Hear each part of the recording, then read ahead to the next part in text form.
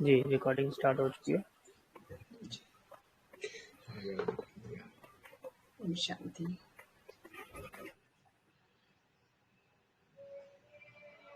जैसा कि हम सब जानते हैं कि इस प्राकृतिक जीवन शैली के चिड़िया के विंग की तरह दो पंख हैं, पहली खास बातें और दूसरी उसका प्रैक्टिकल थीम। तो अभी हम उन मौलिक बातों पर चल रहे हैं, उन खास सिद्धांतों को ही पकड़ के चल रहे हैं जिनके बिना इसको पूरी तरीके से समझ पाना और अपना कर स्वास्थ्य लाभ पाना उतना संभव नहीं है। अगर ये बातें समझ में आ जाएं तो हम आगे पूरी जिंदगी के लिए इसे अपना सकते हैं, वो भी खुशी खुशी। तो इसमें सिद्धांतों की श्रृंखला में ही आज बात आती है कि समय रहते ही प्रकृति की शरण लें, है ना। एक अनुरोध, आंतरिक स्थिति, अपनी आंतरिक स्थिति के बहुत बिगड़ने के पहले ही प्रकृति की शरण में आएं और स्वास्थ्य लाभ पाने का प्रयास करें।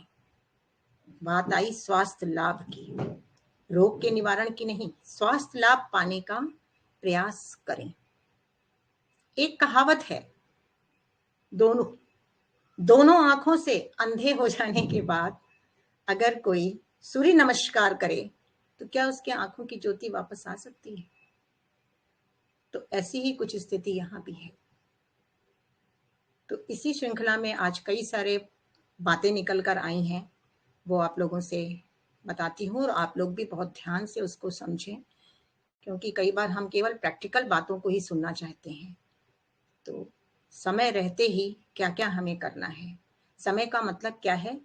मार्मिक अंग जो हमारे मेन वाइटल ऑर्गन्स हैं, उनकी सुदृढ़ता को बिगड़ने के पहले। मार्मिक ऑर्गन्स कौन कौन से हैं? हमारा हार्ट, लंग्स, लीवर, किडनी। अधिकतर ऐसा ही होता है कि सालों साल दवाई खा के अपने अंदर के मार्मिक अंगों की सुदृढ़ता को बिगाड़ के तो इसको लास्ट रिसोर्ट के रूप में अपनाते हैं, नेचर क्योर को। इसके लिए ही गुरु स्वामीनाथन जी कहा करते थे, it's not a alternate system of medicine, ये तो रहन सहन का तौर तरीका है। तो जितनी देर से आएंगे अपने शरीर के अंगों की विकृतियां एक तो अपने आप होती हैं, कुछ गलत रहन सहन की आदतों को अपनाकर, और उससे भी ज्यादा जो विकृति होती है उपायार्थी बनने से। मुंह में छाले आए, ब्लड प्रेशर आया, ब्लड शुगर आया, कुछ भी आया, अर्थराइटिस आया, लीवर की खराबी आई, सीधा एक ही चीज बुद्धि में आती है, चारों तरफ जो व्यवसाय फैला हुआ है, चारों तरफ जो विज्ञापन फैले हुए हैं, चारों तरफ उनके पास ही जाकर ये ठीक हो सकता है, बिना इसके कैसे ठीक हो सकता है, ये बात आती है। तो उन उपायों को अपनाने से जो रोग की अवधि है और रोग की जो घेराव है वो बहुत बढ़ जाता है, फिर प्रकृति को भी बहुत मुश्किलात आती हैं। तो इसलिए जो लोग उस तरफ बढ़ चुके हैं क्रोनिक और डिस्ट्रक्टिव की तरफ, उनको भी वापस तो आना ही पड़ेगा। जितना आगे निकल जाएंगे मंजिल से उतना ही वापस आने में भी टाइम तो लगेगा ही। अब होता क्या है, जब टाइम लगता है तो हम टाइम देना नहीं चाहते। तो एक मुद्दा यहाँ पर आता है इसी के लिए कि जब हम नेचर क्योर फॉलो करते हैं, क्योंकि आते ही हैं क्रोनिक और डिस्ट्रक्टिव डिजीज लेकर, ऐसे ही रोगों को लेकर आते हैं, तो यू टर्न लेना ही पड़ता है। यू टर्न लेने में हीलिंग क्राइसिस, हीलिंग पावर, आज के टॉपिक में ये दो बातें भी बहुत मुख्य हैं जो इस नेचर क्योर की जान है। हीलिंग क्राइसिस, रोग निवारक संकट। नाम संकट है लेकिन वो संकट नहीं है, वो संकट आने के बाद फिर सुविस्ता ही है। और दूसरी है हीलिंग पावर। तो जो हीलिंग पावर है वो जब नेचर क्योर की ओर बढ़ते हैं, इस विज्ञान को समझते हैं, तो कुछ आराम की व्यवस्था होती है आंतरिक अंगों की, है ना, कुछ उनके काम घटाए जाते हैं, भोजन सुधार होता है, मन में भी कुछ शांति की बात दी जाती है। इन सब प्रोग्रामों को फॉलो करने से हमारी हीलिंग पावर, जो प्राण शक्ति है, उसको अंदर की हील करने के लिए, माने इकोलॉजी सुव्यवस्था को फिर से सुव्यवस्थित या स्वास्थ्य के स्तर को बढ़ाने के लिए वो जागरूक होती है। पहले वो जागरूक होती है, पहले हीलिंग पावर, जब हफ्ते 10 दिन 15 दिन 20 दिन, ये रोग के ऊपर निर्भर करता है कि कितना आप आगे क्वालिफाई कर गए हैं, है ना। तो जब उतने दिन हम थोड़ा समझ समझ के प्रोग्राम करते हैं, नेचर क्योर के अनुसार अपनी दिनचर्या को ढालते हैं, स्वास्थ्य स्तर थोड़ा सा बढ़ता है, तो हीलिंग पावर जागती है। हीलिंग पावर जैसे ही जागती है तो वो अंदर की सफाई बनाने के लिए क्राइसिस उत्पन्न करती है। उसे कहा जाता ही है हीलिंग क्राइसिस। वो आने पर लोग रोने ही लग जाते हैं, कहते हैं इतना फल खा रहे हैं, सब्जी खा रहे हैं, अच्छा कर रहे हैं, फिर भी हम तो बीमार हो गए, जुकाम आ गया, खांसी आ गई, नचला आ गया, पेट दर्द हो गया, बहुत बॉडी पेन हो गया। वो तो एक व्यवस्था बनाई जाती है, उसको भी समझना है, बिना उसको क्रॉस किए। उसी को प्रायश्चित भी कहते हैं, क्योंकि नेचर क्योर है ही, उसमें दो ही बातें हैं। ये भी जरा शब्द चाहे ऐसे हो, लेकिन इनको ही समझना और पकड़ना है, प्रायश्चित और तपस्या। एक तरफ प्रायश्चित होती है, दूसरी तरफ तपस्या। तो जब ये हीलिंग क्राइसिस आती है तो उस समय बाहर की सारी शक्तियों को समेटा जाता है, अंदर की ओर डाइवर्ट किया जाता है। अंदर की सफाई बनाने के लिए जोरदार तरीके से सारी फोर्स लग जाती है, इसलिए बाहर के काम को सस्पेंड किए जाते हैं। तो बाहर बिल्कुल स्केलेटन मसल्स में भी ताकत नहीं दिखाई देती, भूख नहीं लगती, टंग कोटेड रहता है, शरीर का रंग भी बहुत ही गिरा पड़ा सा, बहुत गंदा सा ही लगता है उस समय, क्योंकि वो एक व्यवस्था कुदरत या हीलिंग पावर बनाती है। हमारी प्राण शक्ति वो एक व्यवस्था सी बनाती है, ताकि आइसोलेट होकर हम, जो अंदर की इकोलॉजी बिगड़ी है, अंदर जो स्वास्थ्य का स्तर गिरा है, तो वो जगह जगह जगह जगह से, इसीलिए नेचर क्योर में हम एक स्पेसिफिक इलाज नहीं करते। अगर कोई थायराइड का इलाज करने आता है तो उसकी और भी चीजें ठीक हो जाती हैं, क्योंकि ये जीवन शैली है। तो जब खान पान बदला तो प्राण शक्ति पूरे ही इस कमरे को, शरीर को ठीक करने लगती है। तो उस समय बहुत कमजोरी सी दिखाई देती है। तो इसीलिए वो आराम की जो टॉपिक आएगा, 4 प्रकार के आराम, उसकी व्यवस्था की गई है। लेकिन अगर समझ नहीं है, समझ नहीं होगी, तो फिर हम रोते ही रहेंगे, क्योंकि जो अंदर दबा दबा के रखा हुआ है गंदगी, वो जब बाहर निकलेगी तो एक पॉइंट निकल के आएगी, अरे मैं तो कमजोर होता जा रहा हूँ, दिनों दिन कमजोरी बहुत बढ़ रही है। जितनी ज्यादा इसकी चिंता बढ़ेगी, उतनी ज्यादा वीकनेस और कमजोरी और भी ज्यादा बढ़ेगी। लेकिन अगर समझ रहेगी तो इतनी परेशानी नहीं लगेगी। वो कमजोरी बहुत टेम्परेरी होती है, 2 4 5 दिन की होती है। और ऐसा भी नहीं है जो क्रोनिक वाले हैं उनको 2 4 5 दिन कमजोरी रहेगी तो पूरे वो ठीक हो गए, ऐसा नहीं। फिर इंस्टॉलमेंट में उनपे काम होता है, क्योंकि हमें वापस लेना है शरीर को। तो शक्तियां जो खर्च हो रही हैं वो इतनी ज्यादा भी नहीं खर्च करनी है कि आदमी बिल्कुल ही कोलैप्स हो जाए। तो कई लोग उस समय में भी कुछ ऐसे उपाय चाहते हैं, जैसे हीलिंग आती है तो समझ इतनी नहीं होती, सुनी सुनाई बातों पे ही रहते हैं। तो वो सोचते हैं कि 2 बार एनिमा ले लें, 10 बार 4 बार पट्टी लगा लें, हैं, कुछ जूसेस पीते रहें, जल्दी से सफाई बन जाए। या जैसे बलगम निकल रहा है तो उसको विग्रसली दबा दबा के निकालते हैं, फोड़े फुंसी उसको दबा दबा के। तो हिंसा नहीं, हमने नॉन वायलेंस का चैप्टर में ये पढ़ा। कुदरत को सिर्फ आपको देखना है दृष्टा बन के, कुछ नहीं करना है, केवल आराम की व्यवस्था। करने वाला तो अंदर बैठा ही है, वो करेगा। आपको तो सिर्फ देखना और खुश होना है कि किस तरह आप अपने डॉक्टर बन रहे हो, ये बात समझनी है इसमें। तो जितनी हमारे अंदर सफाई बनाने की इस समय व्यवस्था है उतनी ही बनेगी, फिर उसको रोका जाएगा। फिर आपको थोड़ा भूख लगेगी, थोड़ा और चलेगा, फिर आएगा हीलिंग पावर, सेकेंड ट्रिप फिर आएगी। जैसे आप एक बार में तो बीमार नहीं पड़े, कितनी गलतियां करी, सालों सालों, 10 साल की बीमारी के लिए कम से कम 10 हफ्ते तो दे दो। ये स्वामीनाथन जी कहते थे, वाकई बात भी सही है, इसके पीछे भी रहस्य है। कहते थे गो स्लो, धीरे धीरे चलेंगे तो कुछ बाहर की ताकत ऐसी रहेगी कि हम अपना उठ बैठ सकेंगे, कुछ कर सकेंगे, एकदम से भी नहीं गिरेंगे कि बहुत ज्यादा परेशानी आ जाए। लेकिन परेशानी उससे नहीं आती है, हीलिंग क्राइसिस आने से नहीं आती है, हीलिंग क्राइसिस को क्रॉस करने से आती है। जब वो आती है तो रोने लगते, कहने लगते, बहुत बहुत बीमार हूं, मैं बहुत बीमार हूं, पहले से भी ज्यादा बीमार हूं। इस बात को अच्छी तरीके से समझना। हमने अब तक जो दवाइयां लेकर दबा दबा कर जहर अंदर भर रखा है, कितनी परेशानी होती है हीलिंग पावर को हील करके उसको बाहर फेंकने में। इतने अंदर गहराई में खाने पीने की गलतियों से इतनी गलतियां नहीं होती हैं, जो उनके उपाय करने में हमने गलतियां की है। जहर से हमने अमरता की उम्मीद जो की है, नेक्टर पाने की जो बुद्धि लगाई। तो इस तरह से रोते रोते ना करें, मैं दिनों दिन कमजोर होता जा रहा हूँ, ऐसे नहीं करें। फिर जो दूसरी बात आती है, बाहर के जो सहयोगी होते हैं वो भी आपको डिमोटिवेट करते रहते हैं, कहते हैं कुछ दवाई नहीं ले रहे हो, खाना भी बहुत घटा दिया है, पतले भी बहुत होते जा रहे हो, बिल्कुल बेकार रास्ता पकड़ा हुआ है। अब और मन गिर जाता है, इतना मन गिर जाता है। और यहाँ पर तो सारी मन की ही ताकत लगानी है। मन अगर समझदारी से चलेगा, उसको तो अंदर आराम मिल रहा है, वो कह रहा खाना कम ले रहे हैं, बहुत आराम है, कोई दर्द नहीं, बहुत आराम है, मैं रिलैक्स में हूँ। लेकिन अगला कंडोलेंस मनाता है, कहता है नहीं नहीं, ये रास्ता ही गलत है। वैसे ठीक है, नेचर की ओर फॉलो करो। मुझे भी लोग कहते थे, मेरे रिश्तेदार, कि कोई बात नहीं, नेचर की ओर फॉलो करो, क्योंकि मैं तो बीमारी में आई भी नहीं थी, तो फॉलो करो नेचर की ओर। लेकिन अगर कोई बीमारी आ जाती तब दवा जरूर लो, कोई और बात आ जाती है तो दवा का प्रयोग, दवा दबाने का कार्यक्रम जरूर करो। लेकिन चलो, गुरु कृपा इतनी थी कि पहली दूसरी मीटिंग में भी ये समझ आ गई। सबसे पहली बात यही समझ में आई, सारी दवाइयां जहरीली हैं।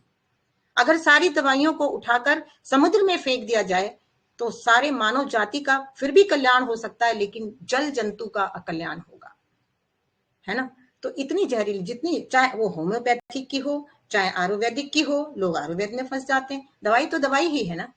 तो दवाई नहीं करना है, हमें अपने लेवल ऑफ हेल्थ को उठाने का प्रयास करना है, क्योंकि कुदरत तो खुद बताती है कि हमें भूख नहीं, ये नहीं, कुछ बताती ही रहती है। तो उस तरफ ध्यान ना देकर हम इसी पे लग जाते हैं, लोग क्या कह रहे हैं, है ना। फिर कमजोरी अपनी देखने लग जाते हैं। तो शुरू में तो कमजोर होते हैं तो अच्छा लगता है, चलो मोटे मोटे थे कमजोर हो गए। लेकिन जब ज्यादा होने लगते हैं, ज्यादा इस वजह से नहीं होते हैं कि हम नेचर की ओर फॉलो कर रहे हैं, अपनी सोच की वजह से होते हैं।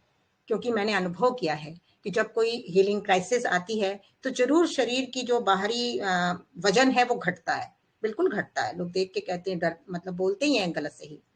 लेकिन अगर आप मन से शांत हो और आपको मन से ज्ञान है, समझ है, आप मन से अशांत नहीं हो, समझ मैं बिल्कुल सही रास्ते पर चल रहा हूं और मंजिल पर पहुंचने वाला हूं, तो जो 2 4 5 दिन के अंदर जो भी जितना भी समय लग रहा होगा, उस समय आप बिल्कुल निढाल और कमजोर और गंदे से नजर आएंगे। लेकिन जैसी वो हीलिंग क्राइसिस माने वो कार्य समाप्त होगा ना, फिर बहुत ही सुखद अनुभूति, और वो आपका वेट फिट पुटान हो जाएगा। मतलब मेरे साथ तो ऐसे होता, कभी भी कुछ हुआ, फिर मेरा जो का त्यों जो वेट है ना, वो फिर उसके बाद अगर मुझे कोई देखता तो कहता आप तो बोले मैं बीमार, लेकिन आप तो बीमार लगते ही नहीं हो।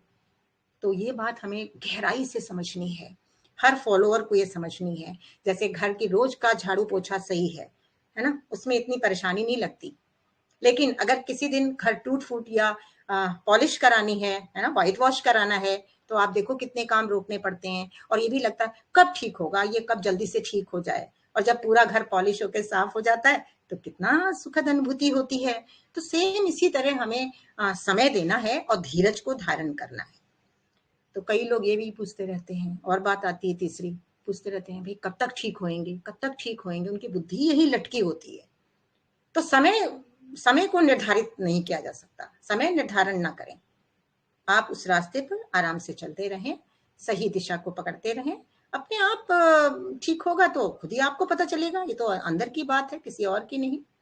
तो समय सीमा जब हम निर्धारित कर देते हैं तो मन उसी तरफ लटका रहता है और हर वक्त इसी भय में रहता है, पता नहीं ठीक हो भी पाएंगे कि नहीं, ये पता नहीं, ये इसमें क्या, इसमें तो खाली खा पी रहे हैं, इससे कैसे ठीक होंगे, कुछ कर तो रहे ही नहीं है, कैसे ठीक होंगे। तो इसीलिए कहा जाता है कि जो उनको सहयोग देने वाले हैं, जो उनको इस बारे में बताने वाले हैं, उनको वेल विशर होना बहुत जरूरी है। ये ट्रेनिंग इसलिए नहीं दी जा रही, अपने लिए तो दी ही जा रही है, लेकिन लोक सेवा के लिए भी दी जा रही है। तो जिनके भी साथ आपका संबंध जुड़े, उनके प्रति आपकी करुणा अच्छी खासी हो। आप उनको यही समझे कि मैं ही इस समय तकलीफ में हूं, मैं क्या करता। बहुत प्रेम से उनके साथ पेश आए, ताकि आपकी तरंगे उनको जाकर मनोबल दें। मनोबल से ही नेचर क्योर में बहुत फायदे होते हैं। अगर मनोबल नहीं है तो काम नहीं बनेगा। तो आज बस यही बात खास है कि अनेक प्रकार के लोग हमारे पास आते हैं। अब सिंपल सी चीज आई, देखो मुंह में छाले हुए, बस तुरंत ही दवाई लेना, लगाना, करना, करते करते क्या है, सालों, 1 2 महीने भी नहीं, सालों। अब साल बीत गया, जब बिल्कुल खा पी नहीं पा रहे हैं, फिर आएंगे, समझेंगे कि चलो लास्ट में अब हम नेचर क्योरिस्ट के पास जाते हैं, इनसे भी कुछ सलाह बात ले लेते हैं। बताइए यहाँ कोई दवाई है क्या।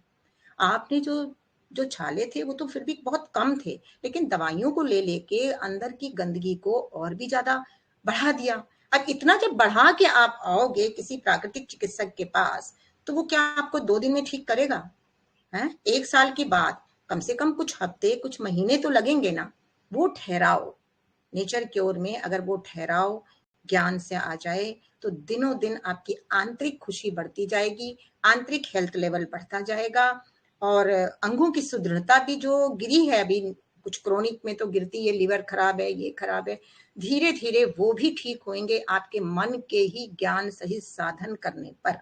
इसलिए कहा है कि साधनों को ये जो प्रयोग करेंगे हम ज्ञान सहित करें, दूसरों के बहकावे में ना आए। अब तक तो बहकावे में आकर हमने ये दवाई की, वो दवाई की, वो दवाई की, आराम भी मिल गया, पर आराम मिला, एक तरफ से गंदगी उठाई, दूसरी तरफ रख दी।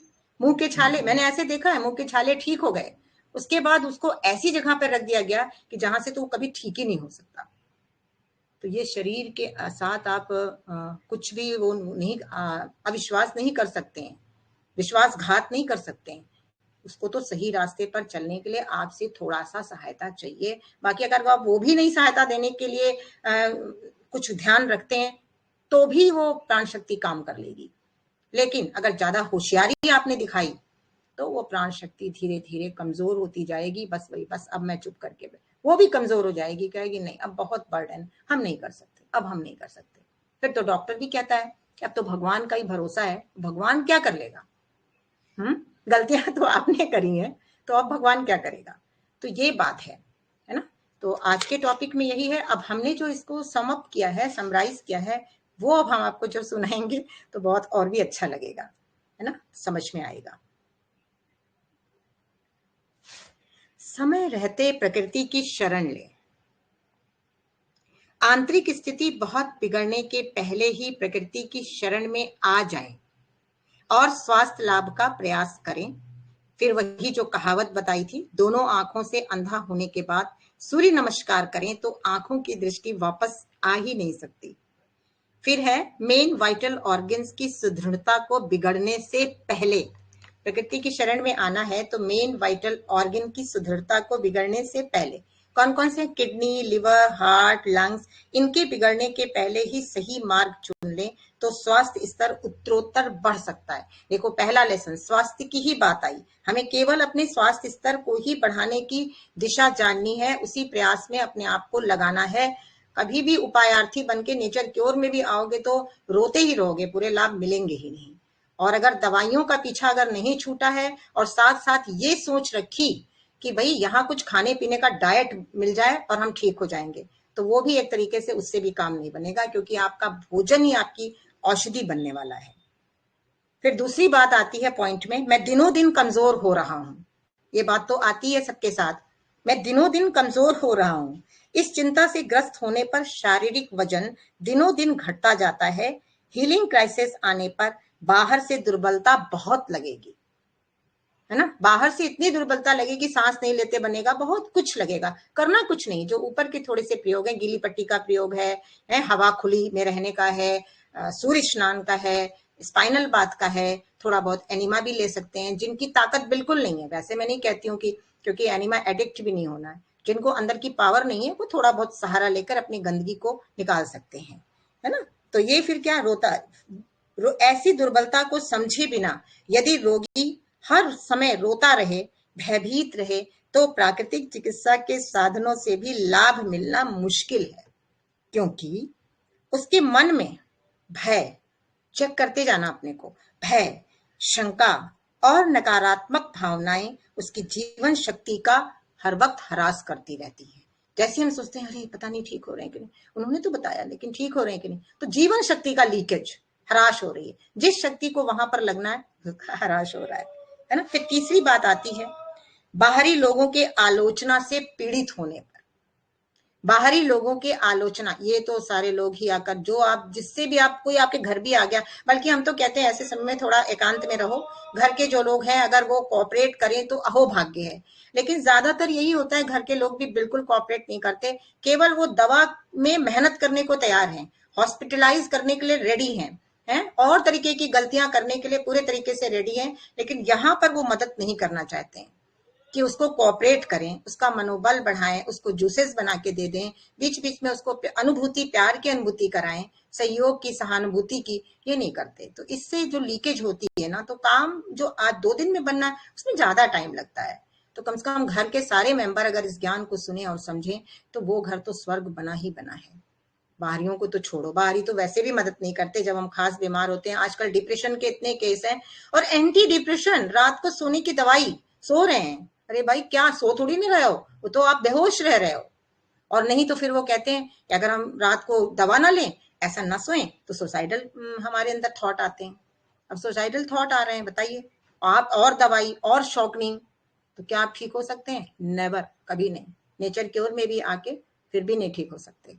तो इसलिए सभी तरीके की दवाइयों को जितनी जल्दी से जल्दी हो सके, आज मैं जरा जोर से इस बात को बोल रही हूँ, सभी तरीके की दवाइयों को तिलांजलि दे दें।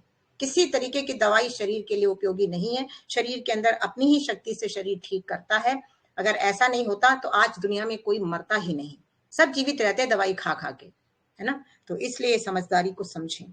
तो बाहरी लोगों की आलोचना के पीड़ित होने पर रोगी को अंदर से तो बहुत आराम लगता है। भोजन कम, दवाइयां तक नहीं लेते, शरीर का वजन भी कम दिखता है। अब ये लोग मना रहे हैं, बोल रहे हैं, जो आसपास के लोग हैं वो देखते ही बोलेंगे, वो इतना डिमोटिवेट करेंगे कि आपको, अरे आप तो इतने बूढ़े लगने लगे हो। अरे मुझे भी करते थे बहुत ज्यादा, लेकिन चलो मेरे पर तो गुरु का हाथ था, मैं तो बिल्कुल सुनती ही नहीं थी। यह सब देखकर उनके मित्र बंधु कहते रहते हैं, आप बिल्कुल गलत रास्ते पर चल रहे हो। आसपास के लोगों से मानसिक सहयोग न हो तो रोगी का मन विचलित हो ही जाता है। ऐसी स्थिति में भी स्वास्थ्य लाभ कठिन है। कौन कौन सी स्थिति में हमें स्वास्थ्य लाभ नहीं मिल सकता है, उसके बारे में यहाँ पर बता रहे हैं। अब चौथी पॉइंट आती है, मैं कब तक ठीक हो जाऊंगा, समय सीमा निर्धारित कर लेने पर। ये सारी बातों को बुद्धि में रख कर जब हम नेचर की ओर से अपनी लाइफ स्टाइल को बनाते हैं तो दिनों दिन खुशी की अनुभूति होती है। अभी मैं प्रोग्राम में गई थी, मैंने दीप खुराना जी को देखा और भी 1-2 लोगों को देखा, अरविंद कौशिक जी को देखा। ये लोग चल रहे हैं ठीक रास्ते पर, तो देखने से ही पता लगा कि हाँ, ये खुशहाल हैं, ठीक रास्ते पर चल रहे हैं। पतले दुबले डजंट मीन, आपके अंदर की हल्केपन मैटर करता है ना। तो मैं कब ठीक हो जाऊं? प्राकृतिक चिकित्सा को अपनाने पर सही प्रकार से, अब ये लाइन बहुत महत्वपूर्ण, इसमें कितनी मेहनत की जाती है, ये कहीं हमें ऐसे नहीं मिल जाती कि मैंने उठाया और एकदम जोड़ दिया। कुछ अपना बनाना पड़ता है, कुछ कई चीजों को देखना पड़ता है, विचार करके फिर ये लिखी जाती है, इसको ऐसे आप नहीं समझना, है ना। तो प्राकृतिक चिकित्सा को अपनाने पर सही प्रकार से तत्वों और तथ्यों को समझकर तथा मन को शांत रखकर कार्यक्रम को अपनाने में लग जाए, हैं। पूर्णतया धैर्य रखें, स्वास्थ्य लाभ मिलेगा। समय नहीं पूछें कब तक ठीक होंगे, कितने दिन लगेंगे, 2 दिन लगेंगे, 10 दिन लगेंगे, नहीं। मन की बिगड़ी हुई स्थिति स्वास्थ्य लाभ में बाधक। इसलिए ये भी एक पॉइंट है, मन की बिगड़ी हुई स्थिति स्वास्थ्य लाभ में बाधक। स्वामीनाथन जी जब भी हमारे पास आते थे, हम अक्सर करके कुछ ना कुछ कभी हो जाता था, क्योंकि जो पिछली हमने गंदगी 30 साल के पहले की रखी हुई थी तो वो तो बाहर आनी ही थी, अनेक रूपों में आई उनके ही जीवन काल में। तो आते ही वो कहते थे मन को शांत रखो। अब तकलीफ हो रही है, दर्द हो रहा है, तकलीफ में है, सूजन में है, अगली लग रहे हैं, कैसे मन को शांत रखें, उस समय तो बिल्कुल समझ में नहीं आता था, रियली नहीं आता था। लेकिन वो बोलते थे, मन को सबसे पहले यही बोलते थे, मन को शांत रखो। आज इतनी अच्छी तरीके से समझ में आया, अगर हम मन को शांत नहीं रखेंगे, मन को हिलाते डुलाते रहेंगे तो हमारी ही जीवन शक्ति की लीकेज होगी। तो जब वो हरास होगा तो काम कौन करेगा? मालिक बीमार पड़ जाएगा तो फिर काम कौन करेगा? तो इसलिए मन को बहुत ही शांत रखना है, वो केवल समझदारी से ही शांत होगा। इसी के लिए 5 लेसन अभी तक जो आए हैं, ये समझदारी के लिए ही आए हैं, इसमें और कुछ अभी नहीं बताया गया है। और बातें तो बहुत इंटरेस्टिंग है, जब प्रैक्टिकली आएंगी वो तो बहुत ही इंटरेस्टिंग होंगी, लेकिन इसकी ये रूपरेखा जब तैयार हो जाए, फिर उसको जब हम धारण करेंगे ना, तो बहुत आनंद और आराम मिलेगा। तो रोग की नहीं, अब यहाँ कहा मन की बिगड़ी हुई बात, तो स्वामीनाथन जी भी कहा करते थे कि हम रोग की नहीं, रोगी की चिकित्सा करते हैं, है ना। क्योंकि किसका स्वास्थ्य स्तर गिरा है? रोगी का गिरा है, व्यक्ति का गिरा है, रोग का थोड़ी गिरा है ना। तो इसलिए आंतरिक कार्यरत अंगों को विश्राम ना मिलने से कैसे हम रोगी बने? आंतरिक कार्यरत अंगों को विश्राम न मिलने से, व्यक्ति की मानसिक शक्ति भंग होते रहने से निश्चय ही दवाइयों का बाहर निकालना बहुत मुश्किल हो जाता है। देखो यहाँ क्या बात कही, सबसे ज्यादा गंदगी तो दवाइयों से बनी, और दवाइयां तो हमारी फेवरेबल हैं, हमें बहुत लाभ दे रही हैं, लेकिन देख लो। तो इसीलिए आप लोगों को, कुछ लोग तो हमें नहीं जानते हैं, इसमें भी नए भी आए हैं, तो मैं ये बता दूं कि 26 साल हो गया है, किसी तरीके की एक दवाई ना शरीर पर रखी है, ना मुंह के अंदर डाली है। किसी तरीके की एक दवाई, कोई विटामिन की टैबलेट, किसी तरीके की डीवाइटलाइज डीमिनरलाइज चीज को इस शरीर में नहीं डाला है। ये हवन कुंड है, इसके अंदर आप रबड़ और गंदी चीज थोड़ी डालेंगे, इसमें तो हवन सामग्री ही डालना है। तो इसलिए आपके सामने उदाहरण मूर्त हूं, और आप लोग भी धीरे धीरे इसी राह पर चलेंगे तो वही सुखानुभूति कर पाएंगे। तो कहा कि भाई रोगी की चिकित्सा करनी है। रोग तो स्वास्थ्य स्तर की न्यूनता ही है। लेवल ऑफ हेल्थ जब गिरता है तो रोग आता है। कोई भी दवाई जीवन प्रदान नहीं कर सकती। एक एक लफ्ज बहुत ही इंपॉर्टेंट है। इसलिए रोग रोगी से अलग नहीं है। रोग और रोगी, रोगी को ही तो रोग हुआ है, इलाज हमें रोगी का करना है, उसकी मनस्थिति का, उसके स्वास्थ्य के स्तर का। रोग की अपेक्षा कर, अब कहा रोग को दूर हटाओ, रोग की अपेक्षा कर रोगी मनुष्य को देखो। अब जो लोग काउंसलिंग करते हैं, इसमें से बहुत लोग ऐसे भी हैं जो दूसरों को बताते हैं, तो उसके रोग को देखकर चर्चा मत करो, उसकी ये देखो कि उसकी नींद कैसी है, उसका खाने का वो कैसा है, भूख कैसी, इन सब चीजों को देखकर उसको सलाह दो। तो इसलिए कहा गया कि स्वास्थ्य स्तर को बढ़ाने का प्रयास करो। रोग को स्वास्थ्य स्तर की न्यूनता, हाँ, रोग की अपेक्षा कर रोगी मनुष्य को देखो, उसके स्वास्थ्य स्तर को बढ़ाने का प्रयास करो। उसके साथ ऐसा व्यवहार रखो, खान पान उसका सुधारो, समय समय पर उसको दो, ताकि उसको लगे हाँ मेरे को कोई सहयोग दे रहा है। जितना सहयोगी बाहर के लोग बनेंगे अपने परिवार में जो रोगी से अलग हैं, उतनी जल्दी ही रोग की निवृत्ति संभव होगी इसके द्वारा। उसके बाद कहा सभी जहरीली दवाइयां साक्षात रोग ही है। अब जो लोग इसमें दवाई ले रहे हैं वो इस बात को समझ लें। मैं इसमें देख रही हूँ, इसमें जो लोग आए हुए हैं, कुछ लोग तो अभी भी दवाइयों का सेवन करते ही हैं, पर एक खास व्यक्ति है वो इसमें मुझे अभी दिख नहीं रहे हैं। खैर कोई बात नहीं। सभी जहरीली दवाइयां साक्षात रोग ही है, पाप व पारे को जलाना संभव नहीं है ना। इसीलिए कहा ना समय के पहले ही आ जाओ इस लाइन पे। पाप और पारे को जलाना संभव नहीं है। तो इसी तरह जब रोग, जब दवाइयां, क्योंकि आधी तो बीमारियां अपनी वजह से हैं, आधी बीमारियां उनकी ही किताब में पीछे दिया, एट्रोजेनिक डिजीजेस माने दवाजन्य बीमारियां। आज के मानव को बहुत सी बीमारियां दवाजन्य ही है। तो फिर कहा प्रायश्चित और तपस्या, ये एक दो मुख्य पॉइंट है, प्रायश्चित और तपस्या। किसी को ये नहीं आएगा तो वो अपने क्वेश्चन आंसर सेशन में पूछे, बहुत ध्यान से सुने कि ये शब्द मुझे नहीं समझ में आया, ऐसे भी पूछ सकता है। प्राकृतिक चिकित्सा शास्त्र में बताए गए सिद्धांत ही वास्तव में सत्य हैं। शरीर के अंदर होने वाली रोग निवारक शक्ति ही उसका वास्तविक चिकित्सक है। समझ आई डॉक्टर कौन है ना। कहते हैं बी योर ओन डॉक्टर। तो बी योर माने कौन डॉक्टर बन रहा है, उसके अंदर की प्राण शक्ति, उसके अंदर की जीवनी शक्ति, रोग निवारक शक्ति। वो तो हर समय सफाई को बनाती है, स्वास्थ्य के लेवल को बढ़ाती है। तो कौन है, रोग निवारक शक्ति ही उसका वास्तविक चिकित्सक है। विष के प्रयोग से अमृत का असर तो नहीं मिल सकता। उचित प्रायश्चित क्रम के बिना, अब प्रायश्चित की बात आई थी ना, प्रायश्चित क्या है, प्रायश्चित माने आप जो रोजमर्रा का भोजन ले रहे हो, रोजमर्रा घूम फिर रहे हो, उससे अलग हटके जो आप अब तपश्चर्या कर रहे हो, तभी तो स्वास्थ्य का गिरा हुआ स्वास्थ्य ठीक होगा। उचित प्रायश्चित कर्म के बिना रोग शांत नहीं होते। यदि दवाइयों से रोग से स्थायी रूप से मुक्ति मिल जाती तो फिर इस प्राकृतिक स्वास्थ्य विद्या का इस भूतल पर जन्म ही क्यों होता, जन्म ही क्यों हुआ। Health is the way, there is no way to health. Health is the way, there is no way to health. Last में वही पहले चैप्टर की बात आई, केवल हमको अपने खोए हुए स्वास्थ्य स्तर को, सेहत को बढ़ाने के उपाय करने हैं और कुछ नहीं। और तो सब अपने आप होता जाएगा, केवल वही करना है और कुछ भी नहीं। तो आज के टॉपिक में ये बात आई समय प्रबंधन एक बहुत बड़ा स्वास्थ्य का सूचक है। कहीं भी आप जाएं, इंडिया में कहा जाता है थोड़े देर से जाओ, मंच पे जाना है थोड़े देर से जाओ, वो गलत है। हमने स्वामी जी के साथ में बहुत बार गई हूँ, हमेशा वो पहले ही पहुंच जाते थे, लोग आए भी नहीं होते थे। तो हम उनसे यही प्रश्न करते थे, अरे थोड़ी देर से ही पहुंच जाते ना। तो कहते तो क्या हुआ, हम वहां के वायुमंडल को सींचेंगे ना जब तक। ये बात देखो कितनी वैल्यूएबल है।